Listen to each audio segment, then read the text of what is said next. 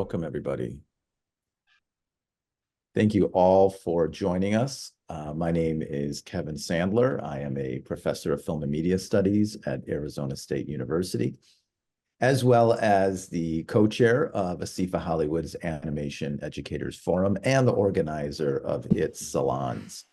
The AEF Salon is a quarterly series of informal Zoom lectures and screenings and discussions in which a scholar, a practitioner, or an educator shares their current research, their projects, and their pedagogies. Speakers range from past AEF Faculty Grants Award recipients to industrial professionals with topics that cover the rich and diverse terrain of animation practices and perspectives. Our last salon featured Robert Morris University professors and past faculty grant recipients Andrew Ames and Tim Jones, who spoke about the research into animation labs as sites for experiential learning. Our next salon will take place on Sunday, July 14th, in which Sheridan College professor Tabitha Fisher screens and discusses her new film, Hey Men. For today's salon, we feature Sheila Sofian, professor and director of the Expanded Animation Research and Practice MFA program in the School of Cinematic Arts at the University of Southern California. Charles DaCosta, Queensland University of Technology professor and AEF steering committee member, will serve as the moderator. This event will be recorded, so please turn off your camera if you don't want to be in the recording. And with that said, Charles, take it away. Thank you very much. Well, welcome to this year's this salon, and what this piece of work is going to tackle is an issue that the piece of work by Sheila is an issue that's been pertinent on our minds for years, and what she does is she manages to demonstrate something very important, that animation is the art of impossible worlds. Okay, I mean, with screens, for instance, as we look at the screens, we can kind of hear, we can use a sense of hearing and the sense of sight, but we can't smell and we can't feel. If I wanted to pinch you, you wouldn't feel it. You might assume that you do it. But what is going to happen with this work is I can promise you that it demonstrates the importance of animation. I hope you're not all just enthusiasts, but you're also apostles of animation, and that after you've seen Sheila's work, you're going to persuade more people to get involved in this very important cult called animation and change the world for better. So without talking too much now, I'd like Sheila to talk about her work, in more technical terms, whatever, and take it away, and then we'll take questions after that. So I see some familiar faces, and I really encourage you to take down some notes so that we can engage after this. So thank you very much for being here right now. Thank you Sheila. so much. Thank you, Dr. DaCosta. I really appreciate that introduction. And I also want to thank ASIFA Animation Educators Forum for supporting the film and also for having this forum. So I thought what I would do is go ahead and start by showing a brief slideshow, which is sort of an introduction to my work in documentary animation. And then what I'll do is I'll screen the film after the slideshow. So to begin with, I really love this quote from John Grierson, which is "Documentary is a creative treatment of actuality." It's such a different experience to view a documentary animation than a live action documentary, and both of them can be very creative. But there's something different about animation and documentary that that really allows you to empathize very strongly with the character that's speaking. In my work, what I like to do is interview the people, the subjects of the film, and then animate to the dialogue to interpret what they're saying. And I've tackled subjects such as domestic violence and war and wrongful conviction in the past. But in this case, I was very interested in a very personal story. And I wanted to mention a little bit about creating empathy in documentary animation, because when you view material no matter whether it's live action or animation, we all have our own preconceived notions and unconscious bias, and you can't, sometimes it's really hard to filter that out. But when you work with animation, you're unable to judge the person based on the way they look, and you're able to, really get into their heads and imagine a little bit more of what they're imagining and what they're thinking. So animation allows you to take the information from the subject's point of view in a way that's more difficult in live action. You also have the ability to use visual metaphors and abstraction and surrealism, and that can help to create emotional depictions of their story and hopefully get to the emotional truth. And I also really love the Scott McCloud's book, Understanding Comics and Visual Art. And he makes this great point where if you see an image of a person that's rendered, for example, if you see a picture of a white guy, you may not empathize with that picture, but the more simple it is, the more universal that picture is, and the more strongly you can empathize with it, because we all have two eyes and a mouth, and that's something we can relate to as a human. And animation it can be very expressive as a medium. You can control everything in the frame. You basically create it from scratch, and you can express what the character is describing in any myriad of ways. And animation allows a much easier consumption of difficult subject matter. It can be very harsh when it's live action reality, but with animation, somehow it softens the material. So this film, I was very interested in my husband's brother, John Fain, and his wife, Terry Zold. And throughout the time I've known them, over the last 40 years or so, the MS ended up affecting her more and more over the years. So first her legs were painful, and then she couldn't walk, and then eventually she became bedridden. And I was very interested in bringing this story to life and trying to imagine the experience she's going through. So originally I interviewed Terry, and actually originally I wanted this film to be about what it's like to lose your body and try to imagine that in animation form. But it was actually, Terry actually confided in me that it was hard to sort of complain, because she was a professor at MIT, and it didn't serve her well to sort of complain about her issues, and she really was more interested in animation, as disability as a civil rights issue. So it became this interview where I was asking her some questions, and she was, answering in kind of a different way. So then I ended up also interviewing her husband, who's my husband's brother.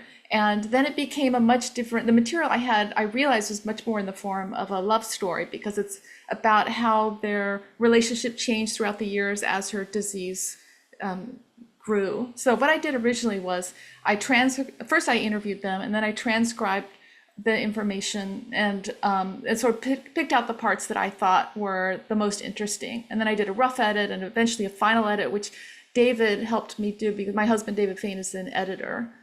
And then I actually worked with a student who did some storyboards, which, she was kind of, in between things. So I thought it might be interesting to collaborate with her. And I didn't use her boards, but it's a really great jumping off point for me to sort of see how somebody else would imagine the dialogue. And then I would take that and then, change it to, however I sort of imagined it myself. And then in this film, although in the past I've usually animated with painting on glass and drawn animation, this time I used a software called TV Paint, and I really wanted to try to get it to look as much like paint as I could. So what I did was I would work in layers, and then I would merge all the layers so that I could, during the transitions, kind of smudge them and try to make it a little bit more liquidy. So these are the kinds of images I was getting. And so then I also worked with a former student who did some backgrounds for me. And this was new for me, because in the past I've never worked with other people doing additional artwork for me. So it was really nice experience working with her.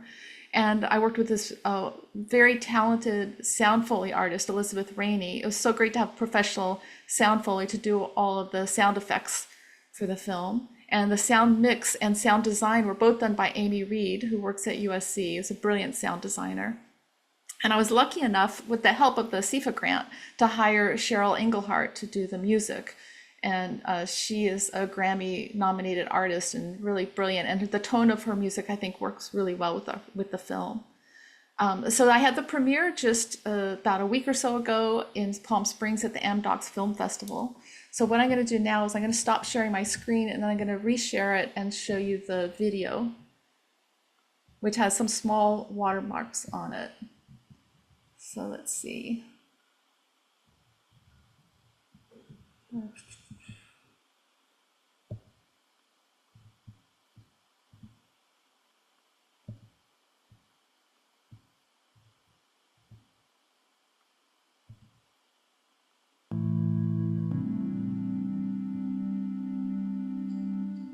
When I was 25 years old and working as a city planner in Nashua, New Hampshire, I used to walk from where our apartment was. So I walked through part of the historic district. I felt this tingling in my leg that just wouldn't go away, and was getting to the point where I couldn't really feel all my legs. So, I went to the doctor.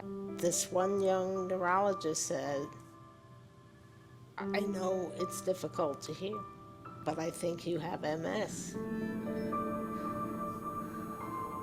So then she got the diagnosis. I do remember when she called me, I was working at the time at a warehouse, and I think it was the only time my knees went weak to hear that that's what it was. But I rebounded from that first episode, and I swam and I played golf, and then I tried a number of the MS therapy. I tried almost all of them. It just wasn't doing anything to make me better, so I thought I better get a cane. During the period after the first exacerbation, I was in pretty good shape. I did what I could, and John and I got married, my husband and I, when I was 25. And he knew, when he said the words, in sickness and in health, in the vows.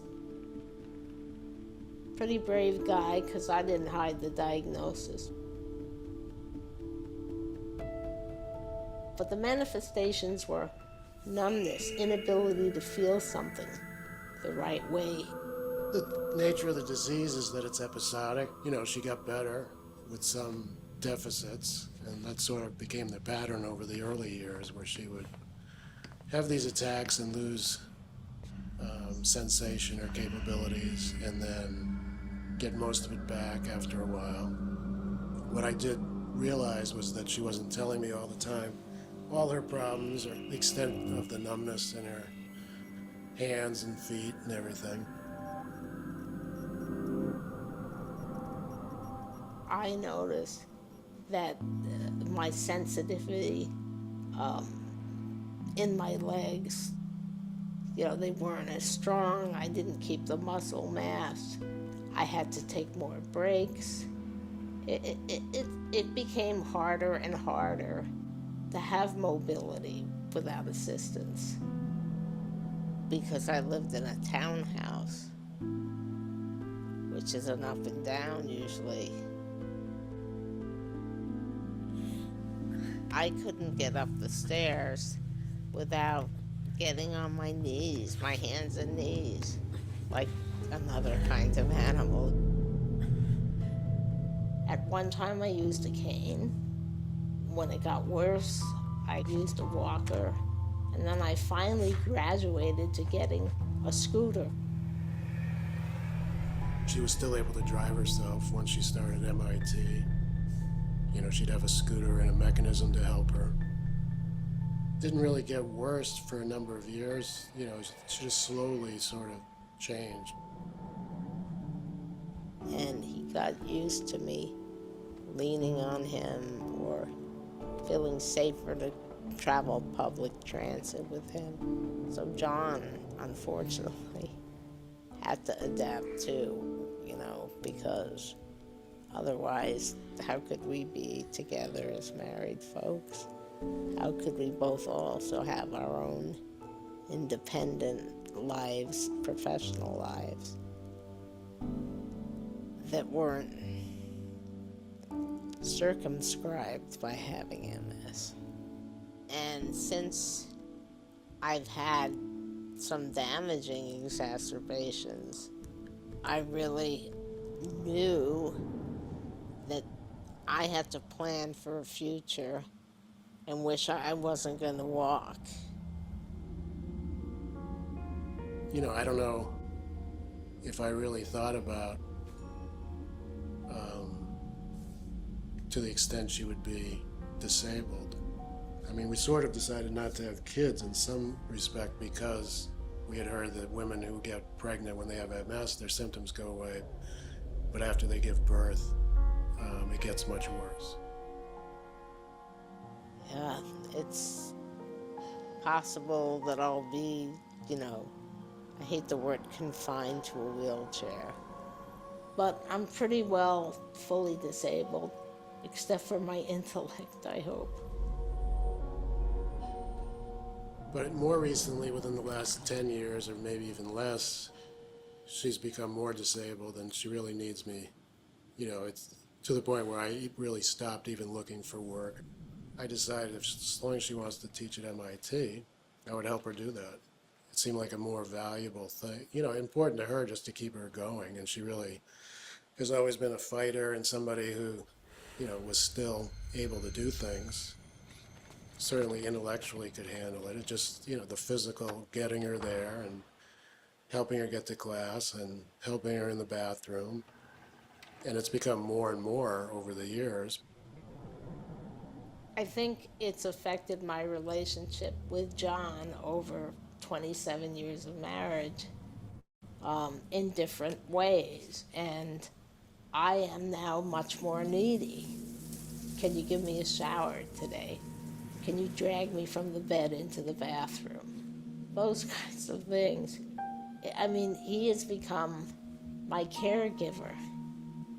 And what I have tried to do is not give up my teaching, keeping going with this as long as I can and as long as students on my program and city planning can benefit from it. I'm going to still keep going till my voice is shut. She could still drive herself in the scooter, but she couldn't transfer, in a bathroom situation. She could not get into a stall and go from the scooter to the toilet and then back. So there was a period of a couple of years where I would just go into ladies' rooms with her, and sort of hide in the corner. And, this is like a public women's room, basically, and I'd be in the stall with her and just staying quiet, and that was sort of an interesting sort of environment to know for the first time. You can't visit people as freely because most houses aren't set up for somebody in a wheelchair. If you're in a wheelchair, you realize where there aren't curb cuts. You can get trapped on a city sidewalk on a block and you have to double back. There are light switches that can't be reached. There are barriers in houses in many senses or where things are put. Stairs are a ubiquitous problem. When they made the American Disabilities Act, when they adopted it, Congress, it was a very, very big deal.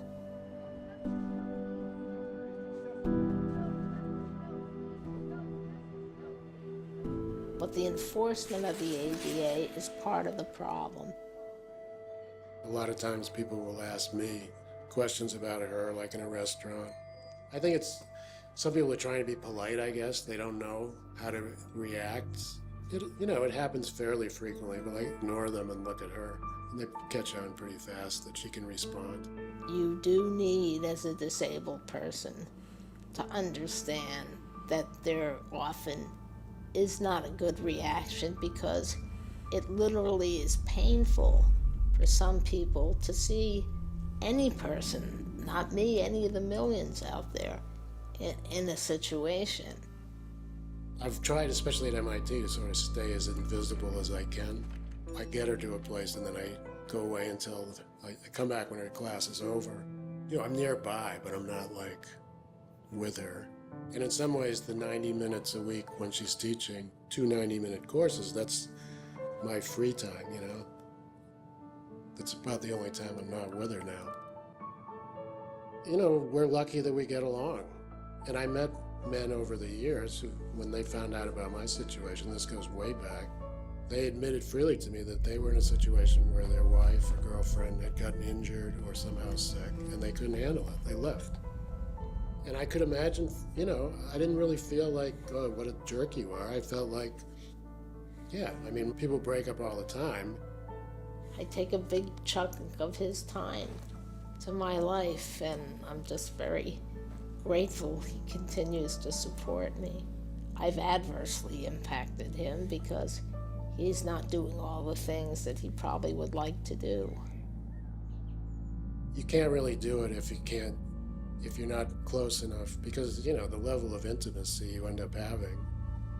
If you read about people who are caregivers long term, they'll talk about that. I mean, that's sort of the best thing, which a lot of couples, from what I can tell, don't ever reach that. You try not to be mean to the person and abusive to the person, and that can happen. And it doesn't make you feel very good about yourself. When people will say, oh, you're really a great guy, you do all these things for her, you're amazing. And I always say, well, I have a dark side, I am very dependent on him, and I go through phases of having fears. What if he is taken away from me? I would be devastated by that, not only emotionally, but it's hard to think about. She's bitter about everything, I think, and she's angry about it. But she was never resigned to it, and she never wanted to use it as an excuse. It certainly has put a strain on both of us emotionally, and he just says, look, this is what we need to do to get you moving. I could have decided, well, like the other guy I was telling you about, my needs are more important, or as important even. Friends will come by, we haven't seen, and they'll go, wow, they'll give me the usual, this is really amazing what you're doing, and I'll say, well, I wouldn't do it for anybody else, and that's probably true.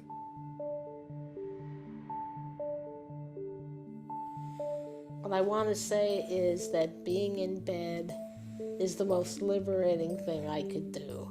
Because when I'm in bed, laying down, and I'm comfortable, I look to John as, his wife and a woman, and let's have some fun here and there, and we find a way to work things out.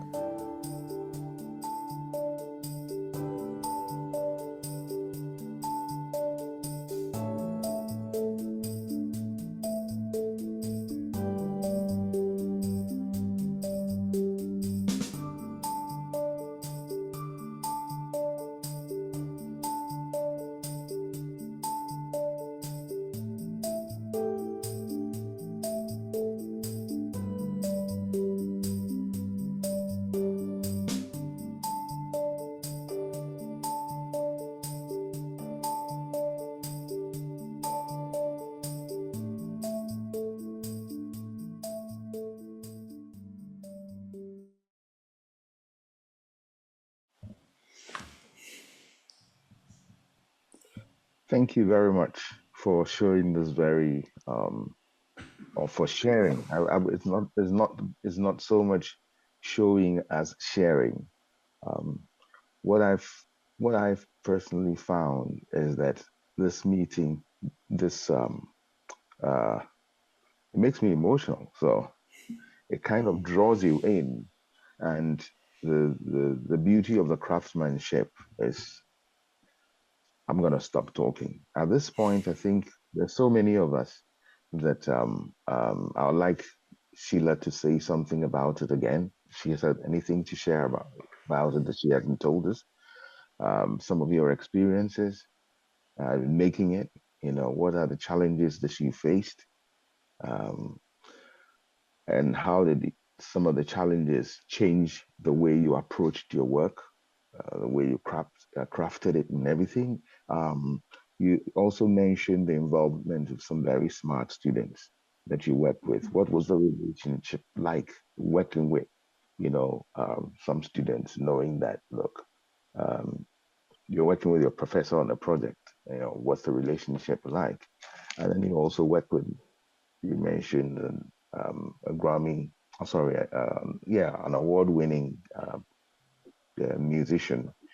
What was the relationship like? How did you relate to them? How did the students feel, etc.? Just share with us Sh- your thoughts. Sure.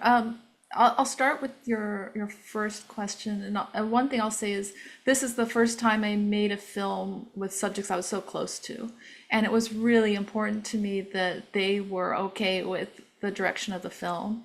And if they didn't like the film, to me, it would have been a failure. So it was really, really important to me to try to get it right for them. And it was a long process. I have to say, it was, it took more than 10 years on and off working on it. And so the disease has progressed a lot since then.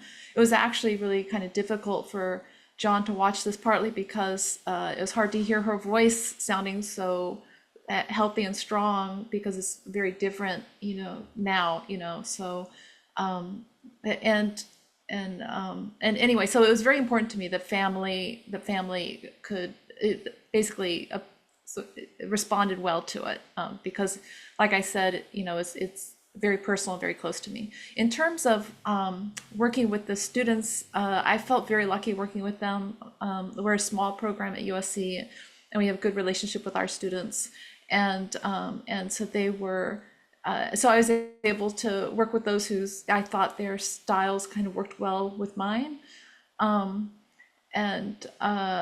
and in terms of the musician, I actually met her at an art residency called the Mud House in Greece, and we became friends there. And we had an exhibition in Greece, and she offered to lend her music to it. So I used some of her existing music, and it just worked so well. I kept using it with the rough cut. So when I got the grant, I approached her and I said, would you mind composing music specifically for the film? And I already had kind of fallen in love with her music with the film, so that worked really well. And she's just a delight to work with. And I didn't have many notes, but I had some, and she responded really positively to them. And let's see, what other questions did you have? This was a little bit of a challenge because it's a digital film, and I'll probably end up going back to painting on glass after this because I really like the intuitiveness of it and the texture, organic quality. But I did enjoy working with TV paint. It's a different process entirely. So I was really glad I had that opportunity as well. Would anyone have a question they want to ask before I go? Before I get Sheila in again? I'd like us to engage that way more rather than just two academics talking away. Anyone got any questions they want to ask or any thoughts? I think Ben has his hand up. Oh, wait. Sure. Hi, Sheila. Hi, Ben. Nice to see you. Yeah, good to see you here. Wow, this is amazing. And I just wanted to say I really enjoyed watching your film. It was Thank you. amazing to see. And you kind of started answering the question that I was going to ask, and it was about your choice of using TV paint, because whenever I think of your films, it's using paint on glass or other, traditional media. And then you've transferred over to using TV paint, and now you're saying you're gonna go back. So it sounds like you were like, okay, I had the experience, some great things came out of it, but there's something that's obviously pulling you back to Right. that. And I was just curious about how you felt your style was able to translate into digital, and also your choice to continue doing traditional media. Right. That's a good question. I had once before made a digital film using Photoshop and trying also to make it look like paint, and so I wanted to see what I could accomplish with this software and see if I could be satisfied with the results. It did give me a lot of liberty. I was able to, there are some scenes I could use reference footage for. My husband always is my main actor. I could use backgrounds. I could, reuse shots and manipulate them. So there were a lot of great things I could do with TV paint that I can't do when I'm doing painting on glass.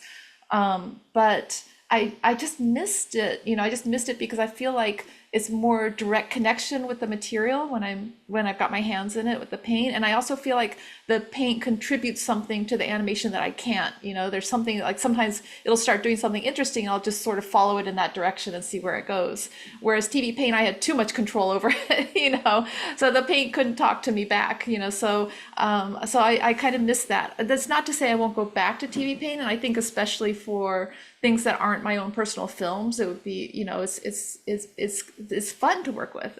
But it's not quite as satisfying as paint for me, I think. Interesting. Thanks. You're welcome. Yeah. Thanks for coming. Yeah. Anyone Terry? else? I think Terry has his hand up. Oh, okay, yeah. Wonderful film. I Thank agree you. with Teresa too on the ending, where you suggest, that the intimacy of marriage continues on. And I'm wondering, with all your interviews, were there elements in the interviews that you wish you had put in, or you felt like maybe this wouldn't fit? Was there more humor? Were there other kind of moments that you said, no, I have to leave this out? Usually what I do is my first edit is a little bit too academic, and that was one reason I was glad my husband came in to do a final edit. And also my first edit, often I don't leave enough breathing room between each chapter or each sentence, and so I need more space for the animation, so it's not just one topic after another. So my husband is an editor, and he came in and he skillfully was able to accomplish what I needed in that, to add those moments, and to also bring in some more make it a little bit less academic and more personal, because he was familiar with the material and he was able to manipulate it a little bit better. So I did the first pass, and then he came back and made it better. One thing that really struck me about it though too is it's not so much even about disability as it is about marriage. Yeah. You really kind of capture this wonderful relationship that John and Terry have. I've always been so impressed by them, and I'm glad that comes through, because I was hoping to celebrate what they have. John's an amazing guy, and never questions the idea of being by her side at all, and it just works for them, and it doesn't feel like an unequal relationship at all, even though one is disabled and one isn't. It feels very like a strong, equal relationship. And I'm just very impressed by them, so I'm glad that comes through.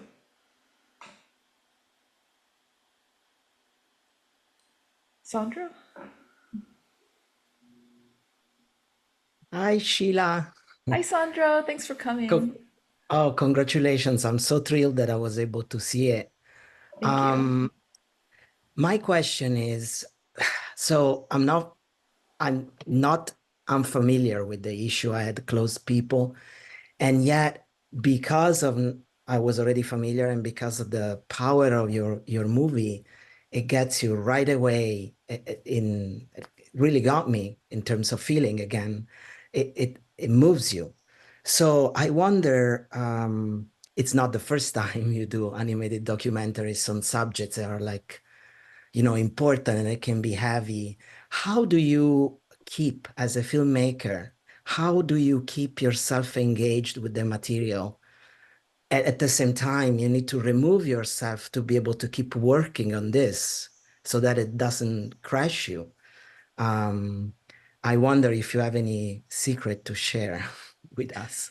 Oh, gosh. That's so interesting, because this is a question that was posed to me by some students in Colombia, because they were working with victims of war, and they were like, it was hard for them. And when I was working on a film about domestic violence, there was a moment in time I confided to my sister, like, I don't know why I'm so depressed. And she's like, maybe because you're making this film about this really tough subject matter. And it didn't occur to me, like I was just immersed in it. It was my whole world, and it gets to you, but I wasn't really thinking about it getting to me and how it was affecting me.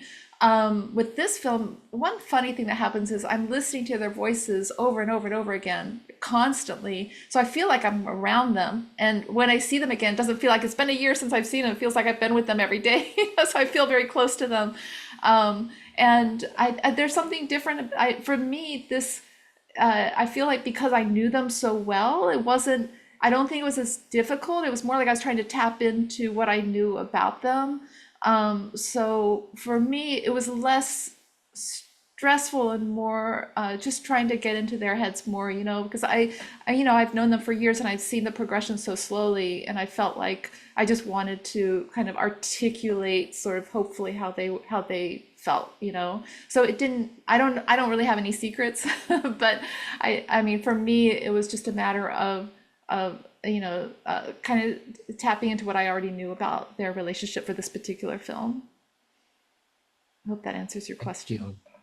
Thank you. Yes. It's I guess it's a unique kind of experience that you had Right. with this, and it makes sense. Yeah. Beautiful. Yeah. Thank you. I'm having a few technical issues with transmission, so sorry for my bits of delay. But it's No worries. can I see any hand up? Anyone else got a question I want to ask? I see a hand. Sujin? Yeah, Susan. Oh, you're on mute. You're mute. Wow. Okay, now it works, right? Hello, Sophia. Thank you for sharing your excellent work and which showcase. Thank you. Yeah, wonderful craftsmanship that animation offers and distinct from live action documentary filmmaking.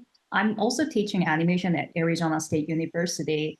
I'm also immersed in animated documentary filmmaking as my primary artistic practice. I think in animated filmmaking, we are not necessarily bound to showing the live action footage, right, of interviewees or narrators speaking. I think this freedom allows for more creativity in constructing narratives compared to live action documentaries. Also, as you mentioned, animation enables the unique visual expressions that are challenging to achieve through the live action, allowing for more poetic or sometimes metaphorical approaches to storytelling.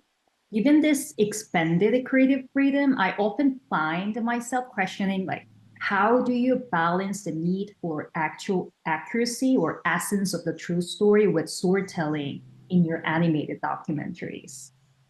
I think that's a really good question. I feel like the facts I need to get right, but I don't. But I care more about the emotional truth than anything else. Like for me, it's more important to try to convey what the person is going through, because that's more what the film is about.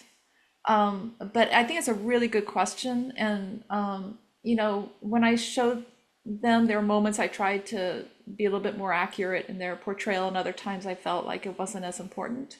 But yeah, I did on one hand try to get certain things right. I didn't want to give incorrect information, but on the other hand, I was really trying to focus more on what they were going through emotionally, which most of my films, like they're not like critiques or like I interviewed a boy about the Bosnian War, but it wasn't a film about the Balkans or about the Bosnia or about that. It's about him and his own experiences, and that's really what I focused on. And like in this film, it's not about MS. It's not about disabilities or civil rights. It's not about any one of those things. I touched on them. I tried to I did try to forge George Bush's signature on the document, signing. I did try to get certain things right, but that's not really what I cared the most about. But I do think that's something I always think about, and I'm glad you asked that question because I think it's an important one. No, that's a wonderful answer. It is also helpful for me. Thank you. Oh, thank you. We have a question. Hand up. Sheila, this is Terry again. I'm sorry, I have so many questions. No worries. When you're interviewing, when you showed the film to Terry and John, were there moments that they said this really communicated what we wanted to say? And were there other things they thought we wish we had said this as well that you could have animated? Oh my God, I had shown them a cut at the very beginning, and then I didn't show it for a really long time until it was done because I really wanted them to see the final thing. And then John's first reaction was, "It's really intense," and I was like, I mean, everything was riding on his reaction, on both of their reactions. I was so concerned. I was like, "Good intense or bad intense?" Like, what kind of intense are we talking about? And he was just, but he was saying because. I mean, it was really emotional for him, and partly because it was, like I said, her voice was much stronger, and he had kind of forgotten, what it was like back when I had interviewed them. And it was a similar reaction when I showed it to my in-laws. For them, it was really emotional. And the best thing was when my father-in-law said it was a good film, because he never says anything like that about any of my work. So for me, that was like, oh, high praise. I was so happy. I mean, he told somebody else, oh, she made a really good film. I was, oh, thank God.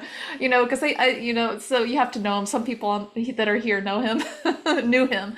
But at any rate, they never said that there was something that was missing. I did show them the script before I started animating, just to make sure, to fact check and make sure.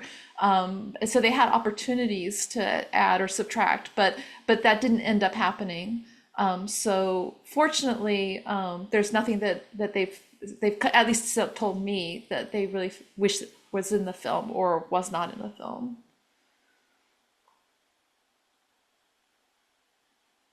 Okay, if I can ask a question here. Oh, okay. Well, if I can, I'll be quick. Yeah, Kevin. As a teacher, I want to take it in a different direction a bit. As a teacher, what has this movie taught you? The making of it. What has it taught you? Well, I And will what do you think? say, oh, I'm sorry. I will say this is the second time I ever worked with students, because the first time was on survivors. And when I received the Pew Fellowship when I was in Philadelphia, I hired a bunch of students to color for me. And I think Ben Ridgway may have been one of them. He's here. But anyway, it was really interesting because you learn more about the student in some ways by having them do something specific than if they just do their own original work. So I learned how well they could sort of convey my own aesthetics. With this film, I was sort of gravitated towards students who I knew sort of had aesthetics I thought could work with the film.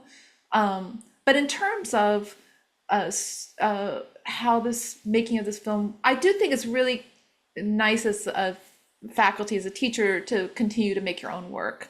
And because I'm doing it at the same time my students are making their films. And so I have insight into that process. Even though I've done it before, it's nice to stay current and bring that information to assisting them as well. And they educate me as well, back and forth. So I feel like it's a very healthy relationship to continue making work and be able to assist students who are making their own films as well. And so that's a good symbiotic relationship, I think. All right, thank you. Kevin, you had a question? Yes, hi Sheila. Hi. I know I shared this with you earlier, but I really found the film moving to speak in speaking about disability in general, and particularly people living with people with disabilities. And I had read this book, and I had lived with someone with chronic depression called Depression Fallout from Anne Sheffield. And the subtitle of the book was The Impact of Depression on Couples and What You Can Do to Preserve That Bond.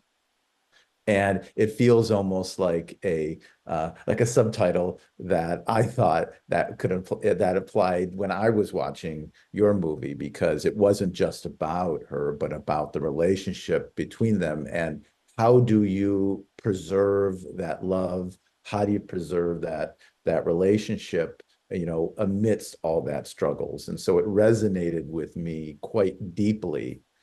Even though I didn't know someone specifically like that, but I knew about other person situations from myself of living in something similar. So Yeah, it's so interesting because when I first made the film, I didn't think of it as a film about their relationship initially. But then on the last edit, I told John and Terry that it seemed more like a love story to me. Like that's how I was approaching it.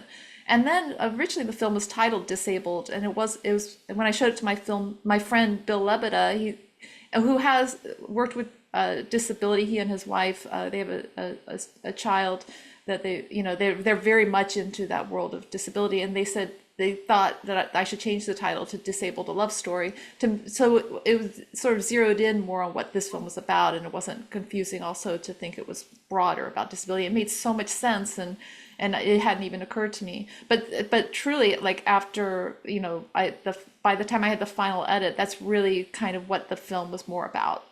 Like you said, their relationship and also how it changed throughout the whole progression of the disease.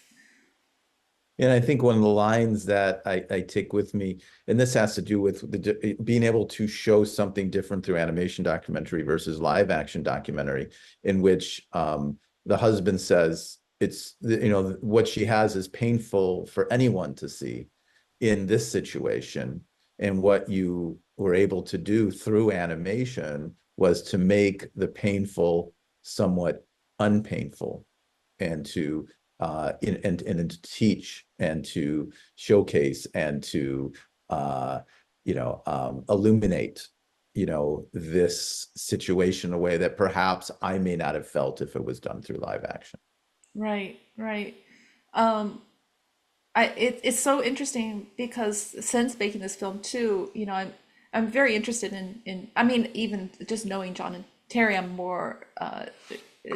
very interested in disability. I notice more about, what's accessible and what's not accessible, et cetera, whenever I travel. But I also recently was reading somebody who was visually impaired, talking about how people are just more aggressive around her. Like there's something about being disabled for some reason people had a bad reaction to. And then it made me sort of wish I had tapped into that a little bit more, like from the point of view of the person who's disabled, and sometimes people find it harder to empathize. And so I'm not sure what's going on there, like why people would be aggressive or react that way towards a disabled person, but I find it really interesting, and that's not something that I necessarily got into, but it is true that during that one scene when they're talking about how people get I think John and Terry know more about than I do, because that one scene where they said it's difficult for people to see disabled people, I didn't fully understand that, but I feel like it's true, and that maybe that's a similar thing. Like, they understand that people get this other response that's not necessarily logical, but it's painful for them, and people react in different ways. So it's interesting that they brought that point into the film. It's not something that I was familiar with. I feel like I'm talking in circles. Hopefully, hopefully somewhere in there I addressed your question. Yes. Sheila, I wanted to ask you a question. How do you view this piece of work as, how do you feel this, well, not this piece of work, how do you view this piece of artwork, all right, as a therapeutic exercise, both for the yourself, for the viewers, students, whatever you see? Well, I will say, for me personally, I feel like it brought me closer to John and Terry. Didn't necessarily bring them closer to me, but it brought me closer to, like, to me, I feel very, very close to their plight, and their, like I feel like I've just been fully immersed into it for so long now, making this film. So in terms of being therapeutic, I think in that way, it kind of, on a personal level, I definitely feel like I've been thinking a lot about them and learning a lot from them during this whole process. So that's kind of interesting. I think in general, animation, it can be kind of therapeutic, the whole process of animation in some ways, but again, like I mentioned before, when it's difficult subject matter, like Sandra brought up, it can also make it difficult, it can also be very complicated, if it brings out certain emotions or baggage that it puts it on the surface a little bit and can be difficult sometimes. Major Bernard, I hope I'm pronouncing your name right. Maya, Do you Maya. wanna, Maya. Okay, excellent. Okay, yeah. Do you want to ask your question? Um, Hi, I'm not sure if you can hear me. Sorry, can you we hear me can. okay? I can hear you. I can hear you. Okay, wonderful. Thank you so much, Sheila. It's great to see you and great to see your film again, and Thank you. wonderful to be here. Thanks for doing this. I was just my question was just about juggling full-time teaching while you were making your film. I'd just love to hear how you got it all done. Such an impressive work of art. Thank you. Well, it took a while. I feel like if I wasn't teaching, it would have been done much faster. But I was working on it on and off. We were actually creating a new program at USC, it's the expanded animation program. So that took a lot of time that I normally, a lot more time than teaching normally typically does. But I was able to get 1 year off to finish this film, and then I was able to make a lot of progress. So I knew I was having a lot of difficulty finishing the film, and the administration was supportive and allowed me to take that time off so I can finally complete it. So that's really how I was able to finish it, by getting that time off, and by taking the time off, like really not allowing myself to stay connected. It's hard sometimes when you're on sabbatical. I think that this might have happened to you as well, where you still allow people to talk to you and call you, and then you end up working maybe as much as you would if you were still there. But so I really had to like not allow that to happen. And I have to say, art residencies also are amazing for that, because when you're in a different place entirely, it allows you to focus and not do the kind of work that you normally would do on a daily basis when you're teaching. Super helpful. Thank you, Sheila. Oh, sure, you're welcome. Any other hand up? Sandro? Sorry for intruding again, but when you Fine. began to work in animated documentary, Sheila, you were kind of a pioneer. I mean, there was a world where, it was not that usual to see animated documentaries. And now I feel that there is definitely, thanks also to your work at USC and to many other artists who are really diving into this, form of animation and documentary at the same time. So it's more, I feel in a way it's better received. However, I wonder, because there are way more venues and festivals, what is your experience in terms of distribution? Did it become easier because, again, it seems it's more familiar, or harder because we are bombarded by so many different media and again, reality venues and all that? And how does an independent filmmaker of your kind, how do you manage now to reach, your audience? That's a really interesting question, and it's true. Myself and other people that worked in documentary animation, I think initially found it hard, especially to be accepted by animation festivals, because they were more interested in the craft. But live action festivals were more open to it. I think because they focus more on the film as a whole, not necessarily specifically on the animation. That's my theory anyway. And I think over time there became like programs, like in animation festivals, programs specifically dedicated to documentary animation. And now there's amazing work being done all over the world. So it's really great to see, and it's definitely much more pervasive than it used to be. In terms of distribution, I think that's an age-old problem for animation in general, whether it be documentary or not. I've been able to get, the best luck I've had was with Survivors, which was distributed educationally, and that's still being distributed. And Truth Has Fallen, which is my only feature film, that one is on several different platforms. None of it's necessarily profitable, but at least it's getting out there. But yeah, distributing short films is always a challenge, as I'm sure you know yourself. Yes. I wish I had more answers though. No, I was just curious also because you have now experience of many years again, and you say it, in these different venues, live action versus animation. Now there are dedicated festivals, but there are way more, many artists, so I'm sure it's also competitive. Right. But anyway, thank you. Thank you. Were there any animated films that inspired you, that you looked at and you said, okay, this is part of my vision. This is the way I'd like to do that?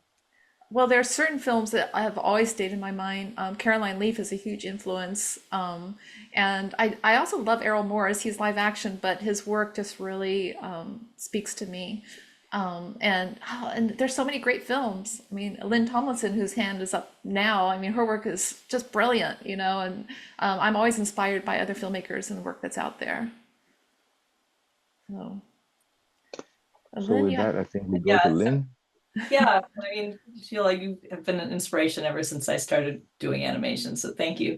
I Thank was you. really touched by the end of this film, and I wanted, like, it's so unusual to see intimacy really illustrated and so thoughtfully. I was wondering if you could talk a little bit about the ending. I was stressing out over the ending for so long. I really wanted to include it.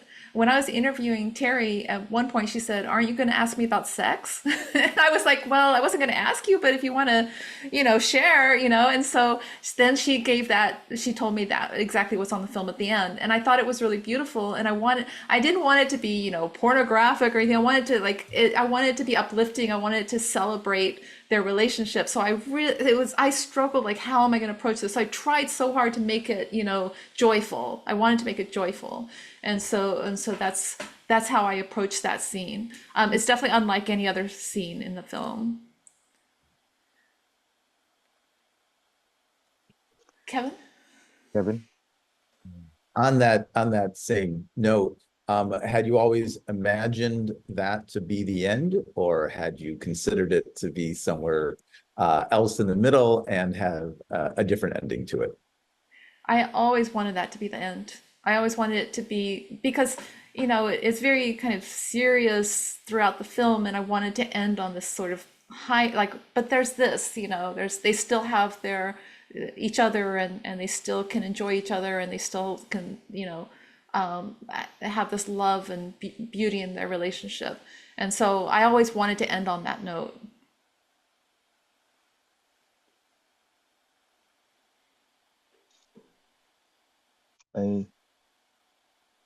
Any more thoughts?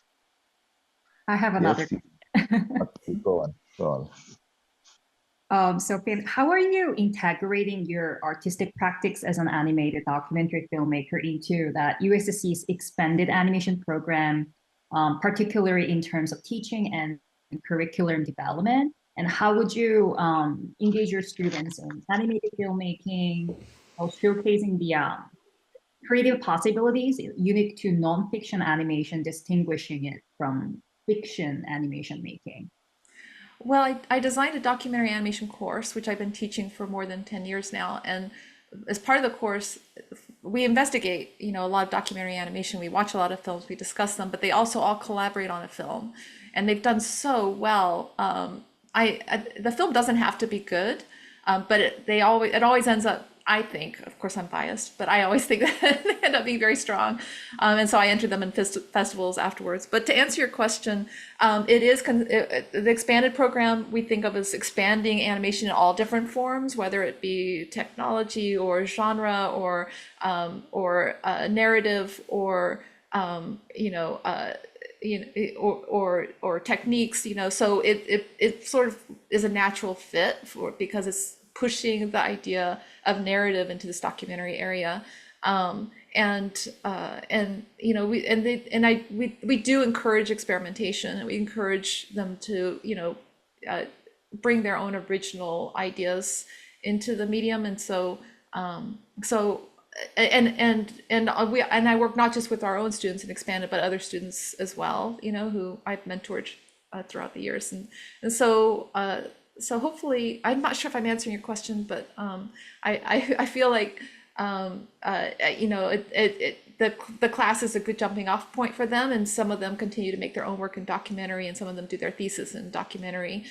So it's really exciting to see where they bring it. Honestly, oh my gosh, so their films inspire me so much. Like, they think in ways that I can't even imagine visualizing something. And so I feel like it's a good feedback loop, you know, like, oh, it pushes me to push myself harder. Like, oh, that's so original and creative. I can push myself harder in other ways too, you know. So I feel like, you know, again, we kind of can feed off each other a little bit. Thank you. Thank you for sharing. You're welcome. I wanted to ask you, you know, when you talk about research, can you elaborate a whole lot more on it?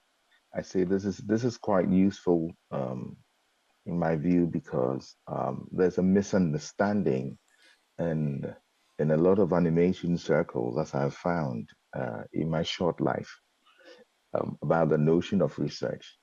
People think, some people think it's just, I mean, I'm talking especially about students, think it's just creating good mood boards or just, just cutting and pasting from Wikipedia and stuff like that. How do you establish or how do you get across the notion of research, bearing in mind, theory versus the nexus of theory and practice Right. and the articulation of it? Yeah, that's a good question. I think in my mind, I was thinking of research in terms of the content and just making sure, for example, that I portrayed MS accurately and the wheelchairs accurately and the devices and, the anything that they referred to in the film. I had to definitely do some research and make sure that that was accurate. When I was doing the film about Bosnia, I researched, what the architecture and the costumes and the clothing, I should say, and what the surroundings look like to try to depict that. It may not be noticeable in the film, but I try very hard to be accurate in that regard. So that would be design as well as content research. But just, I don't want to get it wrong. I don't want somebody to look at that and go, wait, that's incorrect. You're saying this one thing, but you're portraying something that's different. So for me personally, I just want to make sure I get the facts right and the design right when it's something that's really relevant to the film. Right. Thanks. You're welcome. Anyone else got any intriguing questions to ask? I've been holding myself back. I try not to be dictatorial. Anyone else got anything to ask? Perhaps I can, maybe I can prompt some ideas and some of you can respond to Oh, that. there's one hand. Okay. Oh, okay, speak up. Yes. This is not about the film, but do you have any favorite film festivals? Oh, Doc Leipzig. Doc Leipzig has been great because they do documentary and animation, and they're a great festival. That's where I premiered my film Truth Has Fallen. I also, for the first time, went to Amdocs for the premiere of this film, and I was so impressed by that festival. And they had great attendance, and they worked really hard to to honor all the filmmakers and have great panels, and that was a great festival too. I haven't been there for a while, but I think for short films, Aspen Shorts Fest is also a great one. I'm sure other people that are here too have ideas as well, but for me, I really love the festivals that really celebrate the filmmakers and also those that can bring in an audience that do that extra work to make sure you have people present to see the work. Thank you. You're welcome. I can send you a longer list later if you want. Okay. Right. If we don't have any more questions, I invite my co-host, Kevin, to come in. Any thoughts? One more then. You're One more, Sheila. This is great. All right, What's then come. next? What's next? Oh gosh. I'm not sure because I'm fresh off this one. This is so recent I finally finished this. But I've been toying with some ideas. One thing I'm thinking of doing is just sort of breaking apart from this and trying to interview people about things like anxiety and anger and different emotions and just do abstract portrayals of them, maybe a triptych of some sort. That's one idea I have. But eventually I want to do a film about good and evil. It's really important to me because everyone thinks, people are either good or evil, and I think we're all of those things. And I want to dig deeper into that idea and really investigate it. So but that might be a longer term project because when I started doing research in that, it really started to affect me and I didn't want to know that much about myself. So now when I'm in a better place, like I really want to tackle that, but I am really very, very interested in that. So something traumatic, hopefully, I can sink my teeth into. I just did a book on animated parables on the 7 deadly sins in animation. Oh, wonderful. Don't go to evil, go to good, go to grace and virtues. Find Yes. now. Ben, yeah. Ben, you want Yeah, to speak? I just wanted to suggest there is a fantastic documentary by Morgan Freeman. It's through National Geographic. You can check it out on YouTube. It's called Why Does Evil Exist? Oh, that It's sounds great. really, really good. His whole series, there's a whole series that addresses all sorts of things about religion, but that particular one focuses on evil. Thank you for that. And That why sounds it like great. exists. Yeah. Yeah, that sounds We really like it. great. Yeah. Yeah, I want to know, why does evil exist? I should answer some questions. Well, I just want to thank all of you. I'm not saying go away because Kevin has something to share with us, but I just want to really thank all of you for taking part in this, and we really appreciate your contributions to this day. Um, I must say that personally, I've learned a lot um,